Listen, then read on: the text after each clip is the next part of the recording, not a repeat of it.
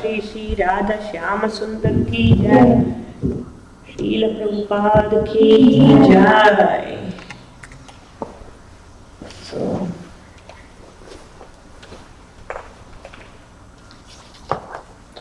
ओम नमो भगवते वासुदेवाय। ओम नमो भगवते वासुदेवाय। ओम नमो भगवते वासुदेवाय। ओम नमो भगवते वासुदेवाय। ओम नमो भगवते वासुदेवाय। ओम नमो भगवते वासुदेवाय। Shrimad Bhagavatam, Canto 1, Chapter 2, Text 8. धर्मस्वनुष्ठितः पुंसाम् धर्मस्वनुष्ठितः पुंसाम् विश्वक्षेण कथा श्रूयाम् विश्वक्सेन कथा श्रूयाम् नोत्पादयेत्यभिरतिम् नोत्पादयेत्यभिरतिम् श्रम एव हि केवलम् श्रम एव हि केवलम् धर्मस्वनुष्ठितः पुंसाम् धर्मस्वनुष्ठितः पुंसाम् विश्वक्षेण कथा श्रूयाम् विश्वक्सेन कथा श्रूयाम् नोत्पादयेत्यभिरतिम् नोत्पादयेत्यभिरतिम् श्रम एव हि केवलम् श्रम एव हि केवलम् धर्मस्वनुष्ठितः पुंसाम् धर्मस्वनुष्ठितः पुंसाम् विश्वक्षेण कथा श्रूयाम् विश्वक्सेन कथा श्रूयाम् नोत्पादयेत्यभिरतिम् नोत्पादयेत्यभिरतिम् श्रम एव हि केवलम् श्रम एव हि केवलम् धर्मस्वनुष्ठितः पुंसाम् धर्मस्वनुष्ठितः पुंसाम् विश्वक्षेण कथा श्रूयाम् विश्वक्षेण कथा श्रूयाम् नोत्पादयेत्यतिरतिम् नोत्पादयेत्यभिरतिम् श्रम एव हि केवलम् श्रम एव हि केवलम् धर्मस्वनुष्ठितः पुंसाम् धर्मस्वनुष्ठितः पुंसाम् Go ahead. विश्वक्षेण धर्मस्वनुष्ठितः पुंसाम् धर्मस्वनुष्ठितः पुंसाम् विश्वक्षेण कथा श्रूयाम् विश्वक्षेण कथा श्रूयाम् नोत्पादयेत्यतिरतिम् नोत्पादयेत्यतिरतिम् श्रम एव हि केवलम् श्रम एव हि केवलम् माताजी धर्मस्वनुष्ठितः पुंसाम् धर्मस्वनुष्ठितः पुंसाम् विश्वक्सेन कथा श्रूयाम् विश्वक्षेण कथा श्रूयाम् नोत्पादयेत्यतिरतिम् नोत्पादयेत्यतिरतिम् श्रम एव हि केवलम् श्रम एव हि केवलम् धर्मस्वनुष्ठितः पुंसाम् विश्वक्षेण कथा श्रूयाम् नोत्पादयेत्यतिरतिम् श्रम एव हि केवलम् धर्मस्वनुष्ठितः पुंसाम् धर्मस्वनुष्ठितः पुंसाम् विश्वक्सेन कथा श्रूयाम् विश्वक्षेण कथा श्रूयाम् नोत्पादयेत्यतिरतिम् नोत्पादयेत्यतिरतिम् श्रम एव हि केवलम् श्रम एव हि केवलम् धर्म occupation Swanushtita executed in terms of one's own position. Executed in terms of one's own position. Pumsa of humankind. Vishwakshena the personality of Godhead. Plenary portion. Kathashu of the message of. What is. Not. Utpadaye does not produce. Yadi if. Ratim attraction. Shrama useless labor. Eva only. He certainly. Kevalam entirely. So the translation: the occupational activities a man performs according to his own position are only so much useless labor if they do not provoke attraction for the message of the personality of Godhead. The occupational activities a man performs according to his own position are only so much useless labor if they do not provoke attraction for the message of the personality of Godhead. Purport by His Divine Grace Srila Prabhupada. Srila Prabhupada ki jai. There are different occupational activities in terms of man's different conceptions of life. To the gross materialist who cannot see anything beyond the gross material body, there is nothing beyond the senses. Therefore, his occupational activities are limited to concentrated and extended selfishness. Concentrated selfishness centers around the personal body. This is generally seen amongst the lower animals. Extended selfishness is manifested in human society and centers around the family, society, community, nation, and world with a view to gross bodily comfort. Above these gross materialists are the mental speculators who hover aloft in the mental spheres, and their occupational duties involve making poetry and philosophy or propagating some ism with the same aim of selfishness limited to the body and the mind. But above the body and the mind is the dormant spirit soul, whose absence from the body makes the whole range of bodily and mental selfishness completely null and void. But less intelligent people have no information of the needs of the spirit soul. So Srila Prabhupada is talking here about three different levels of, three different categories. One is the self-centeredness, which is exhibited but lower forms of life, and that's mostly concerning taking care of the bodily needs. And then we, the human beings, we have this so-called extended selfishness, which is relating to our own body, our own mental needs, our family, our society, our extended relatives, and such. And Srila Prabhupada is also speaking about the so-called philosophers or mental speculators, who are, even if it feels like as though this may be something little more refined, and yet this is also meeting the needs of either the subtle body or that of the gross body. And beyond that is the spirit soul.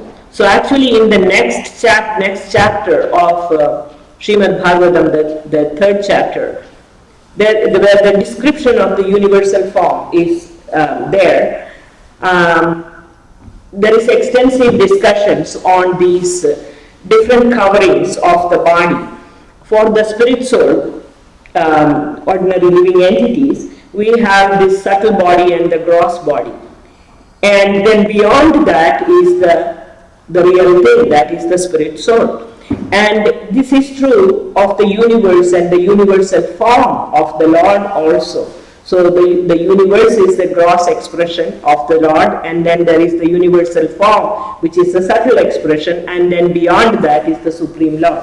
So ultimately you can see these coverings in terms of the living entities and that of the Supreme Lord also. So one has to have the ability to see beyond the subtle and gross bodily concepts and see that which is the essence, which is the spirit soul and the Lord himself. So Prabhupada continues, because foolish people have no information of the soul and how it is beyond the purview of the body and mind, they are not satisfied in the performance of their occupational duties. The question of the satisfaction of the self is raised herein. The question of the satisfaction of the self is raised herein. The self is beyond the gross body and the subtle body and the subtle mind. He is the potent active principle of the body and the mind. Same idea. Without knowing the need of the dormant soul, one cannot be happy simply with emolument of the body and the mind. The body and the mind are but superfluous outer coverings of the spirit soul.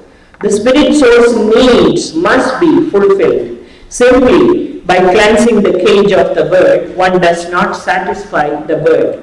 One must actually know the needs of the bird himself. So that's the same point that we discussed.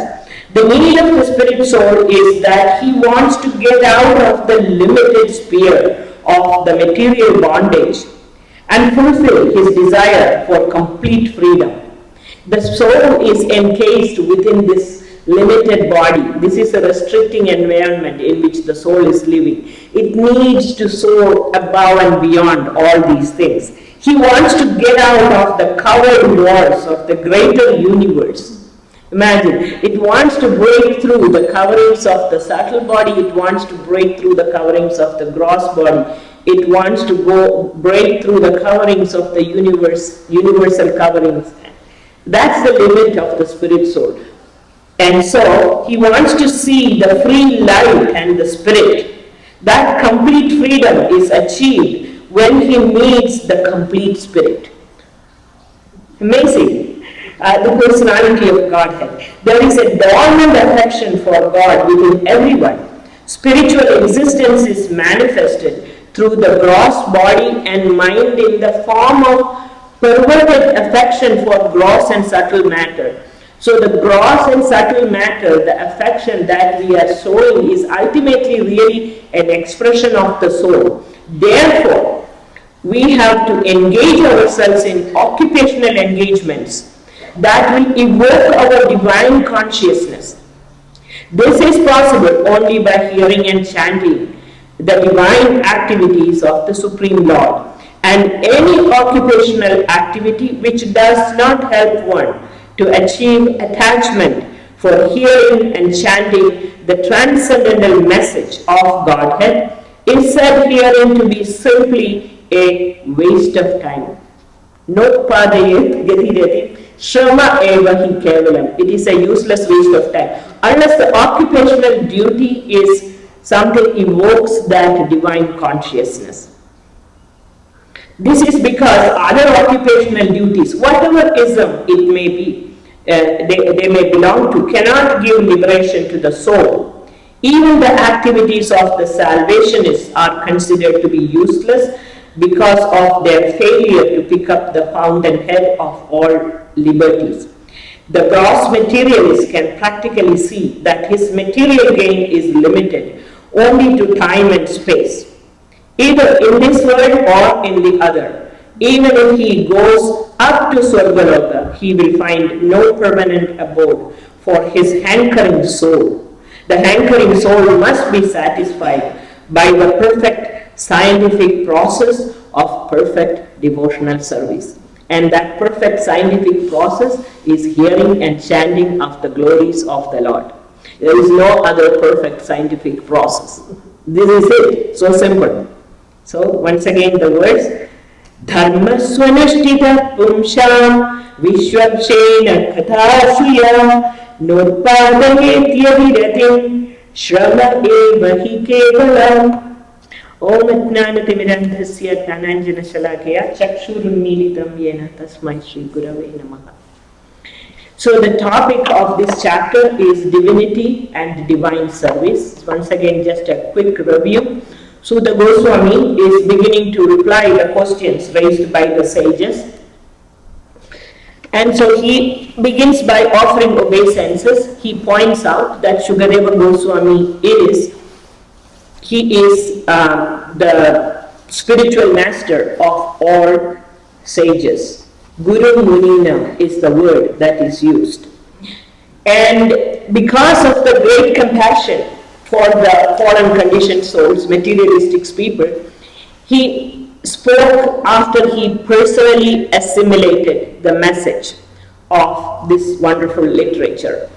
Yatswanubhavam akhila shruti saramegam adhyatma deepam atitirthi sadam samondam samsarinam karunayaga purana guhyam tam vyasa sonum upayami gurum munina. So out of kindness for these fallen materialistic people like ourselves, he assimilated the message of Srimad Bhagavatam and he spoke it, which is known as Adhyatma Deepam, which is a torchlight, transcendental torchlight. So after that, there is the section where he is offering obeisances to Naranarayana Rishi, Mother Saraswati, and also to Vyasadeva. And following that, there is the verse which is describing Savai Pumsham Haro Dharma, the supreme occupation of all humanity is that by which men can attain unmotivated and unconditional, uninterrupted, loving devotional service to the Supreme Lord. Ahaituki apratihata yayatma suprasidati. And that leads to the next verse, Vasudeve Bhagavati Bhakti Yoga Prayojitaha Janayatya Suvairagyam Jnanam Chayat Ahaitukam. I think Amrita Kelly spoke that in the last class. So in that verse, the word Jnanam is used. Jnanam, usually we understand that as knowledge. But here in this verse, it really indicates the knowledge about the Lord's form, activities, personality.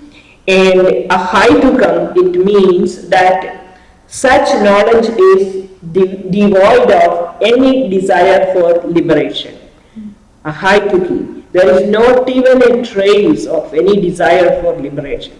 That's what it is meant. So that brings us to today's verse, Dharma Swanushtida Pumsham Vishwakshena Kadasuya Notpadayes Gadiravim Srama Eva Hi Kevalam. So there are about 8 verses in this section. So it begins with this one particular verse, and the theme is that only bhakti is to be gained by one's prescribed work. So we have to choose our prescribed work in such a way that invokes bhakti in us, and that is that which helps us to bhakti is also, again, further the whole discussion is about hearing and chanting the glories of the Lord. That's the ultimate point. So it becomes selfless labor if it does not provoke attraction for hearing about Lord's messages. That's the point. So dharma, occupational duty, is not condemned. So dharma is not condemned. One has to perform one's occupational duty. What is condemned is sticking to one's duty without developing that attachment or attraction for hearing Lord's pastimes. That's all. So how difficult it is. One can perform one's occupational duty, but simultaneously developing that attachment and attraction for hearing about the pastimes of the Lord, that is to be promoted. So in Chaitanya Charitamrita, Madhya Leela, Chaitanya Mahaprabhu is discussing a topic with Ramananda Roy, and Lord Chaitanya is asking, what is the highest goal of life? And Ramananda and Mahaprabhu is asking about the sadhya, what is the goal of life? And so encouraging Ramananda Roy to recite a verse from the scripture. You please recite a verse from the scripture concerning this particular topic, which is sadhya. And so Ramananda Roy proposes various answers. And from his first answer, Lord Chaitanya kept on asking him, present something which is higher, something higher, like that, until he reached the stage of what is sadhya, which is the conjugal love that is expressed by the gopis in Vrindavan, and which the perfection of that is seen in Srimati Radharani. So before reaching that point, every step that Ramananda Roy is explaining, Chaitanya Mahaprabhu is saying, Eko Bahya, this is external, and comes to a point where he says, Eko Haya, that's all right. And then ultimately when the Vraja Prema is discussed, he says, Eko Hi Uttama, this is now the topmost. So it's very interesting to see how Lord Chaitanya was encouraging Ramananda Roy to speak these various things. And the first thing they discussed was Swadharma Acharana. Swadharma Acharana is just like following the occupational duties.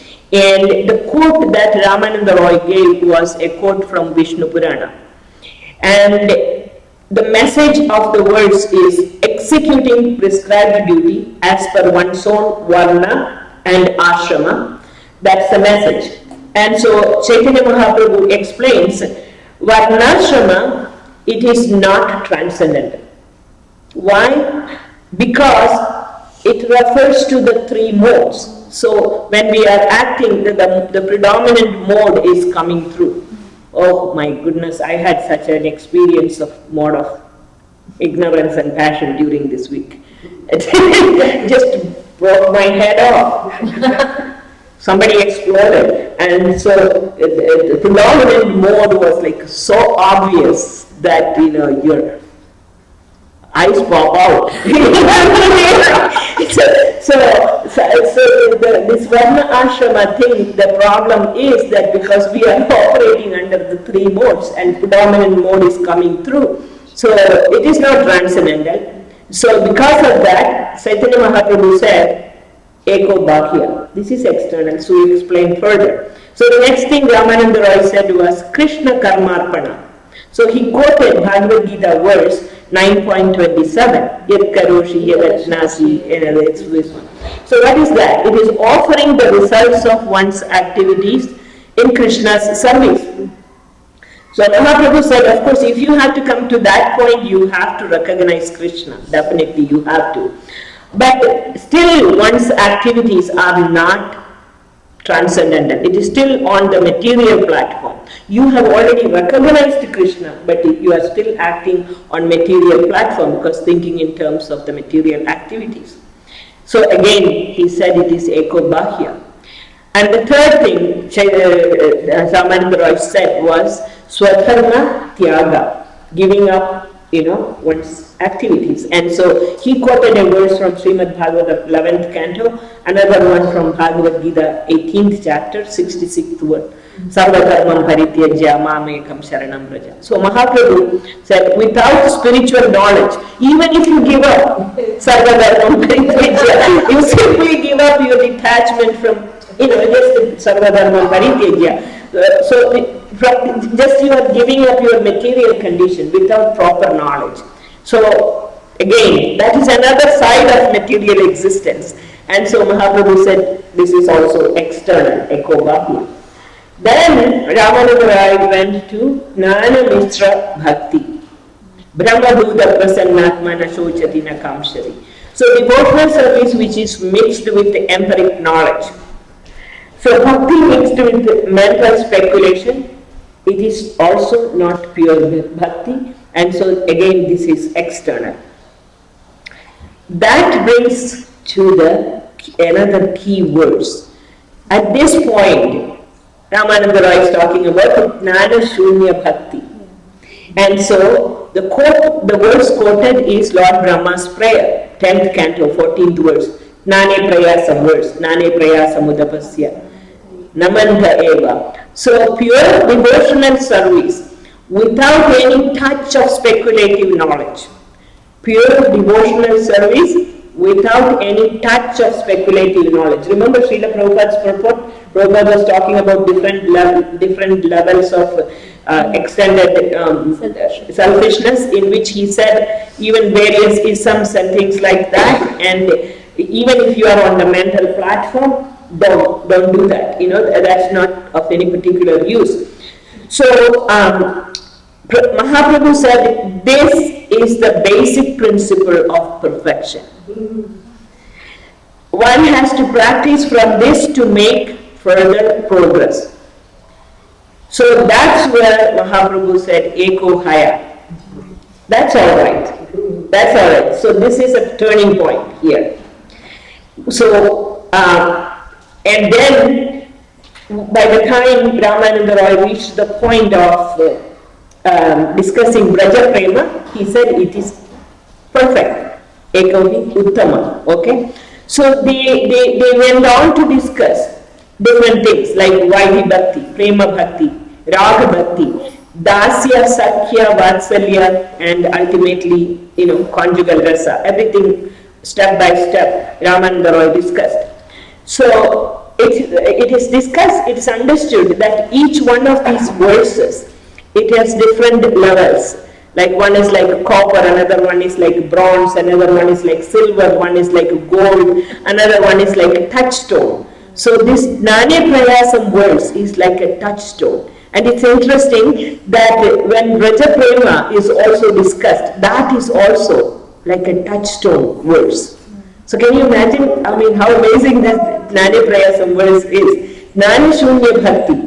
So the verse is Nane Prayasamudapasya namanta eva jivanti tanmukharitam bhavati yavattum Sthane stitastu digadam tanuan manobhi yaprayaso ajitahitopsyasitais trilokyam Nane prayasamudapasya namanta eva jivanti sanmukharitam bhavati yavattum Sthane stitastu digadam tanuan manobhi yaprayaso ajitahitopsyasitais trilokyam Those who even while remaining situated in their established social position, there is no request for give up your social position. Even when you are remaining situated, established in your social position, throw away the process of speculative knowledge and work with their body, words and mind. Offer all respects to the descriptions of your personality and activity. That's where the point is, hearing and chanting. Hearing the descriptions about your personality and activities. Dedicating their lives to these narrations, which are vibrated by you personally and by your pure devotees. Certainly conquer your lordship, although you are otherwise unconquerable by anyone within the three worlds. You can be situated in your occupational duty, but you need to get to that point of hearing the glories of the Lord and to be hearing from the Lord and from His devotees. And give up the process of mental speculation. Then you can conquer the Lordship. Otherwise, He is unconquerable.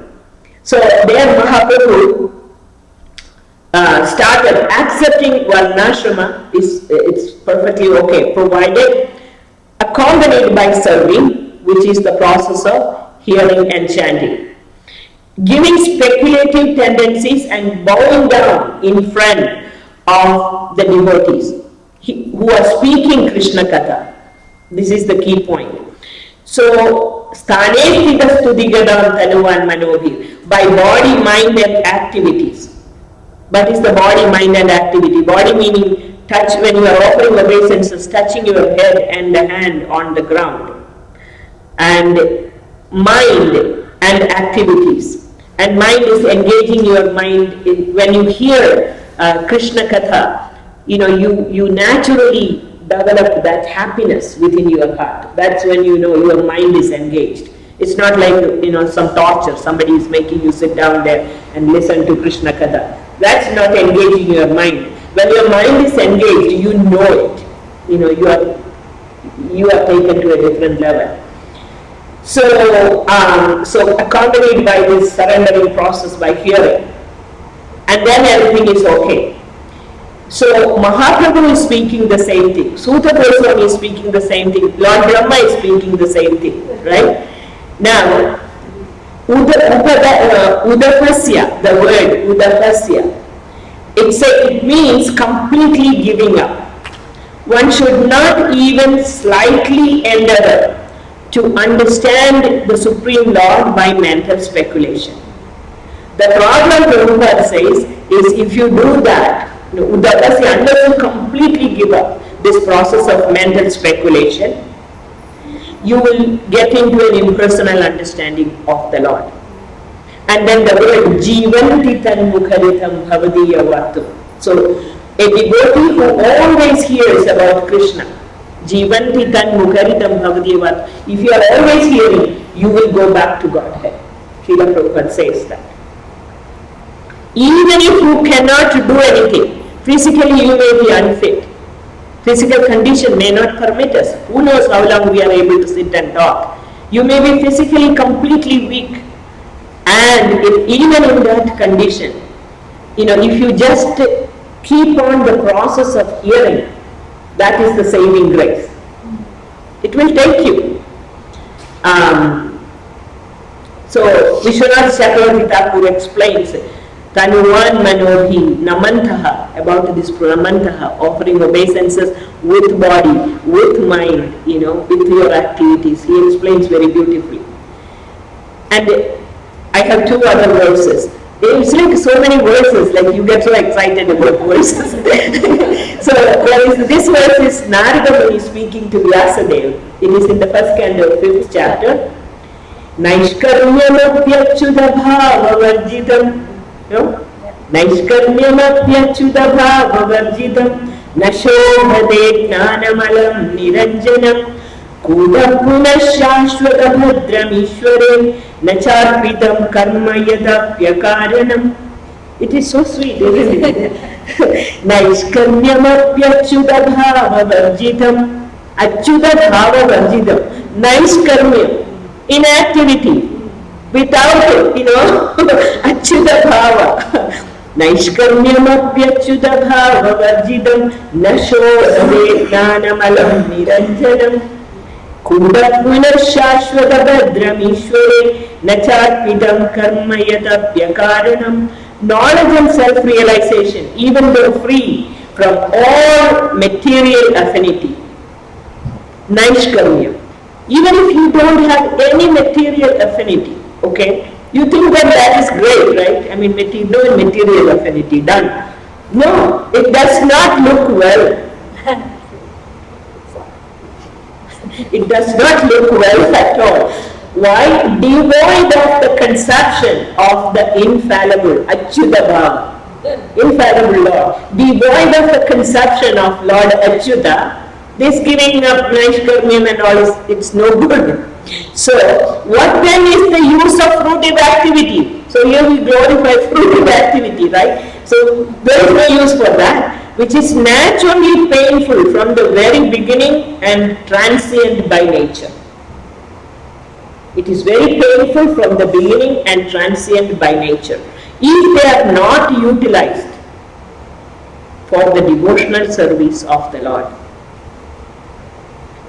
So, most of the people are engaged in fruitive work, all of us, and it is painful in the beginning, it is painful in the end.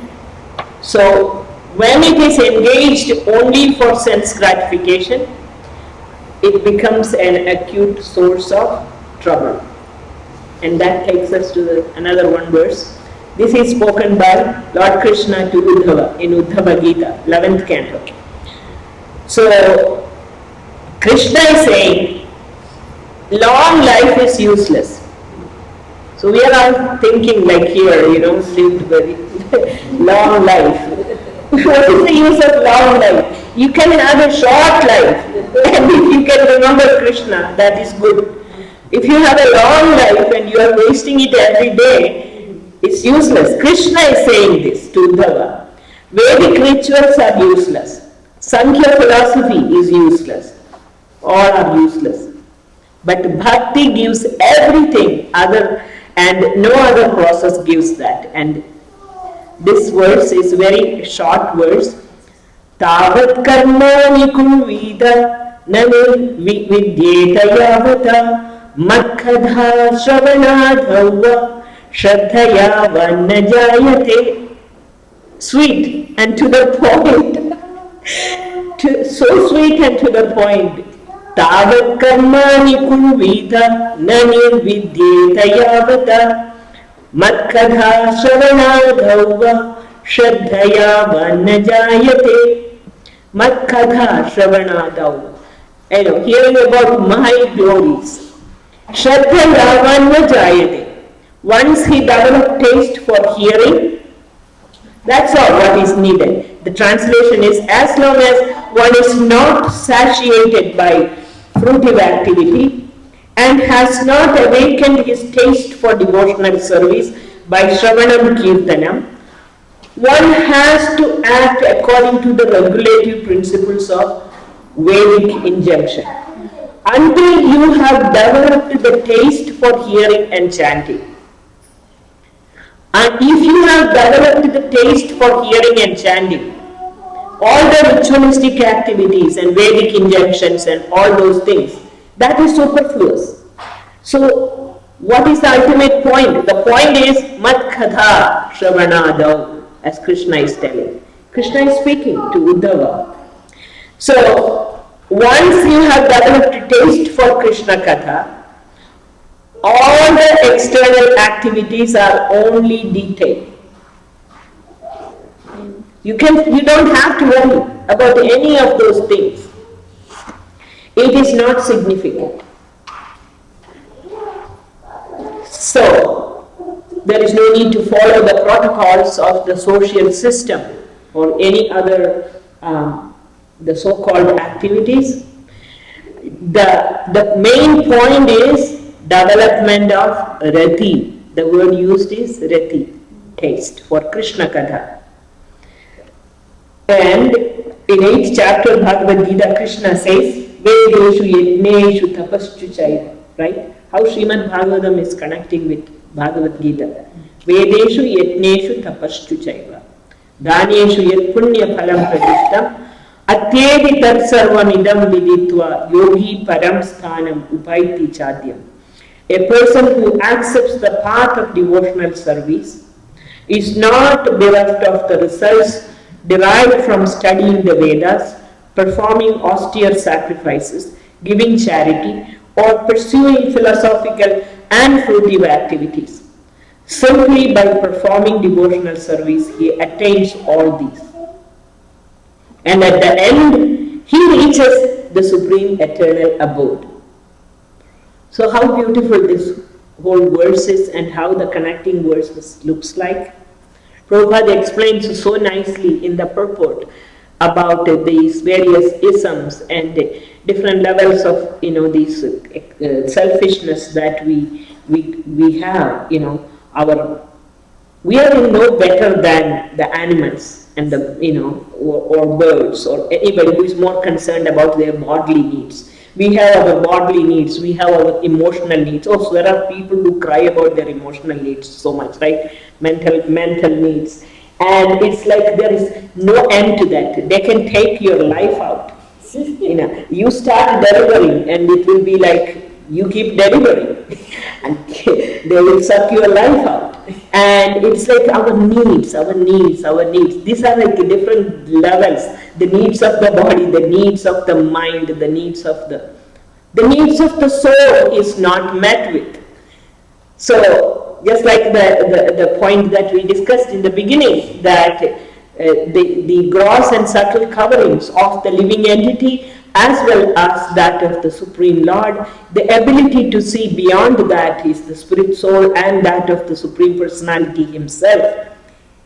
And here, from the very beginning, here Suta Goswami speaks, Shukadeva Goswami already spoke, Suta Goswami is speaking, Lord Brahma has spoken, Lord Chaitanya Mahaprabhu is speaking the same thing, and Krishna is speaking to Uddhava, and Narada is speaking to Vyasadeva. And everyone is saying the same thing. All those verses are saying the same thing. That, don't just, it's occupational duty is not the problem. It's alright. You can engage in your duty. You are alright, you are allowed to do your occupational duty. But do it in such a way that you always develop this habit of being able to hear the glories of Krishna. So, Naishkarmyam apyachyuta bhava varjidam. Even if you give up your activity without achyuta bhava, it is no use. So, there is no point in giving up your duty, but the point is cultivating achyuta bhava. That is the whole point. So, thank you all for your patience. Anybody has anything to add? Yeah. Really inspired by this class. But anyway, maybe my question is then what kind of occupational duty I need to do to develop the taste of hearing and chanting?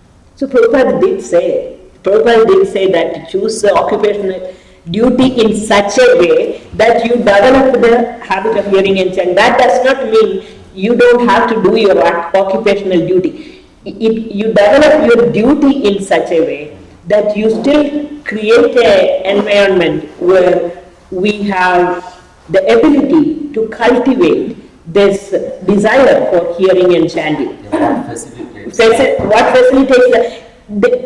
As far as I understand, the work is not the problem.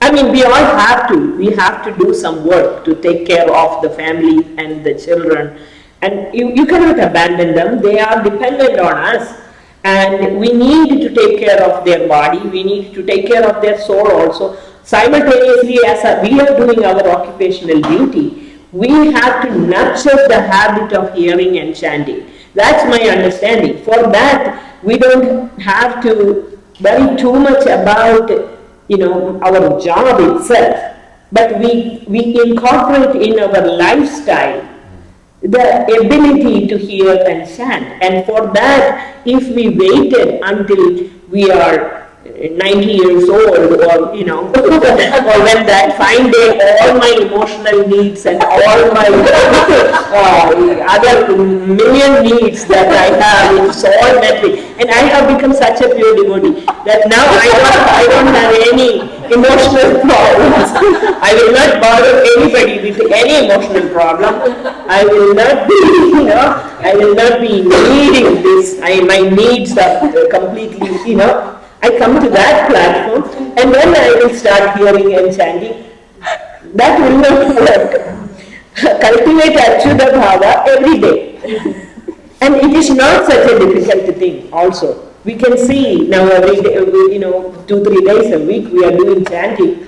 That really cultivates Achyuta Bhava. I would say that it's really amazing. So I think it is, we hear this word of mindfulness so much, right? Mindful living and conscious living and all those. That has become now everyday common word even in the outside world, mindful living. What is mindful living? It's not like mindful living. It's living with your mind. Of course, you cannot escape your mind anyway. It's not. Actually, mindful living is cultivating Achyuta Bhava. But that is, people don't get it, right? Mindful living is not really just, living that way. The thing is realizing that, the next chapter which talks about transcending our understanding of subtle body and gross body and understanding that spirit soul, whether it is a living entity or the Supreme Lord. That's very much in a nice way it is explained in the next chapter. But how is that understanding of that spirit soul really work without hearing the glories of Krishna, without giving ourselves an opportunity to hear that? So my understanding is, of course it is quite clear in Chaitanya Mahaprabhu's discussion with Ramananda Roy also, that Lord Brahma's prayers, nowhere it is said, give up your occupational duty. Nowhere it is said. But cultivation comes in the association of devotees. That's what Prabhupada gave us, the association. And then when you are in the association of those who have so much enthusiasm for hearing and chanting, we also get, enthusiasm generates enthusiasm. If you don't have enthusiasm, you cannot give it to others. Yeah, because we are in dark situation, so we don't even know what to do unless someone comes and introduces us that this is the process. Why don't you do your duty and come and listen to this? Yes. So that means there should be some point of time, Prabhupada, the Prabhupada and his followers, like devotees, all of us, we have to introduce them, otherwise they don't even know that. No, because mindful living, when you hear the word mindful living, you think only like, with focused attention you live your life. But Achyuta Bhava is what you need to cultivate, otherwise, it is Nashobhade, it is of no use. That is what it is. Boils down to preaching again. Yeah. Thank you.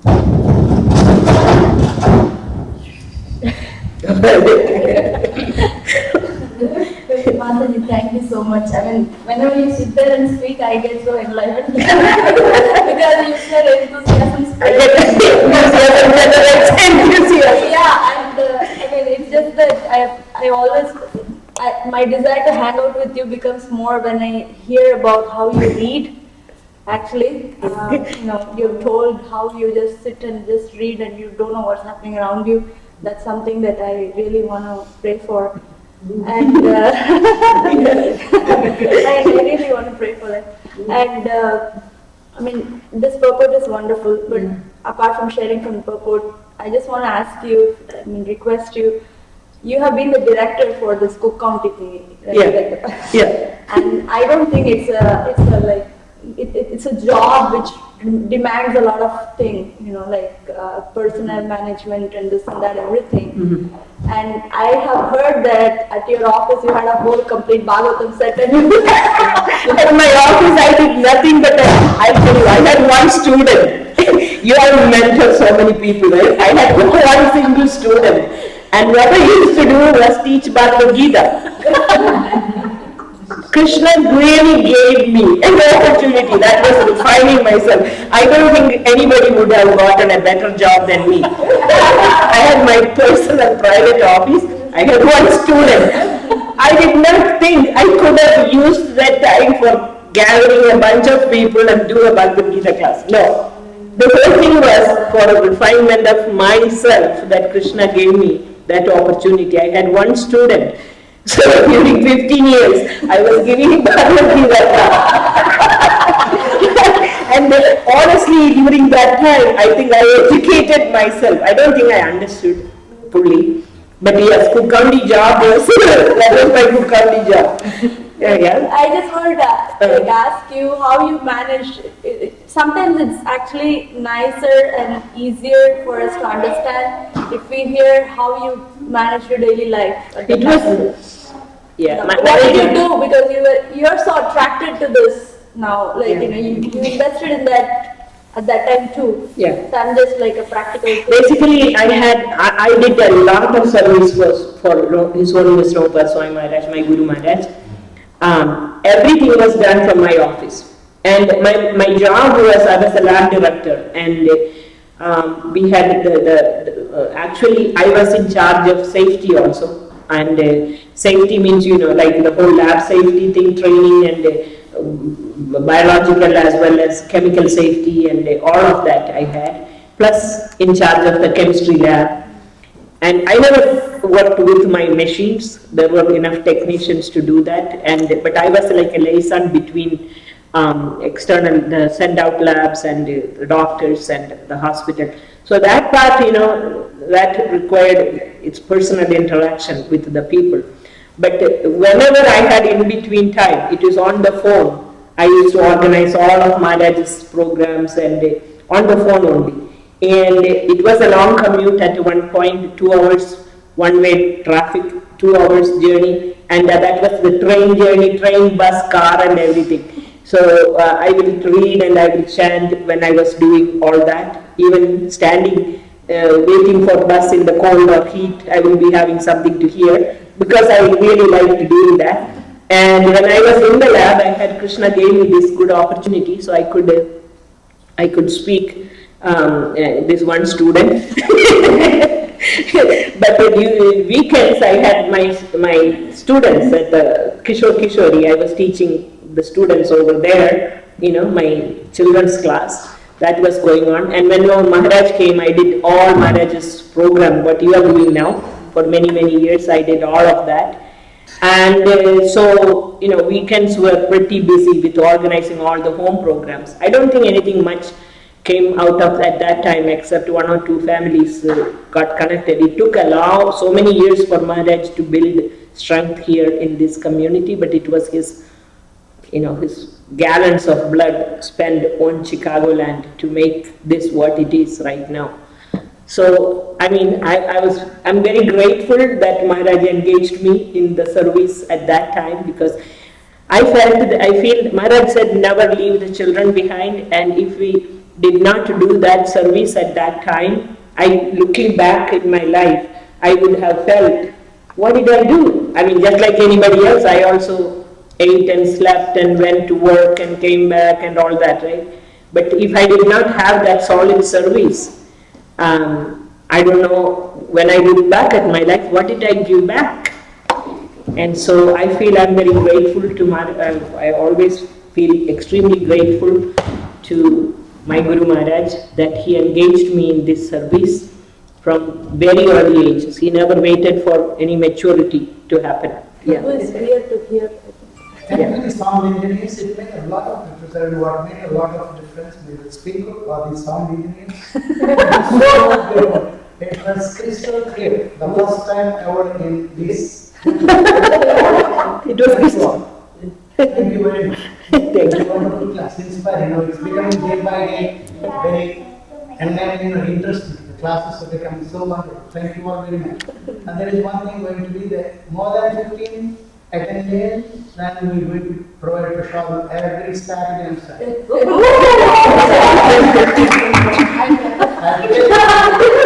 Today is under 50. Today, even then, there is, you can get one full box of tamarind rice, extremely done, outward, everything. Oh, wonderful. Thank you so much, Guru. Ratna is special.